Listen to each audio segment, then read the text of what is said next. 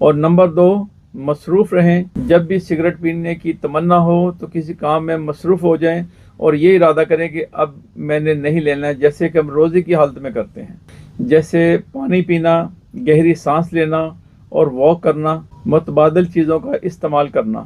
چبانے کے لیے چنگم یا سونف کا استعمال کریں یا چھوٹی الائچی کا استعمال کریں تاکہ آپ کے ہاتھ اور منہ مصروف رہے، گندی عادت چھوٹ جائے۔ ایسے لوگوں سے دور رہیں جو سگریٹ پیتے ہوں، اور بلکہ جو سگریٹ جن کا چھڑانا چاہتے ہیں ان کو بھی یہ ویڈیو سینڈ کریں تاکہ ان کو بھی فائدہ حاصل ہو، اور گھروں میں بھی اپنے سب کو کہیں کہ میرے ساتھ تعاون کریں کہ میں سگریٹ چھوڑنا چاہتا ہوں۔ سونڈ اور شہد کا استعمال نیکوٹین کی طلب کو کم کرنے میں مدد دیتا ہے۔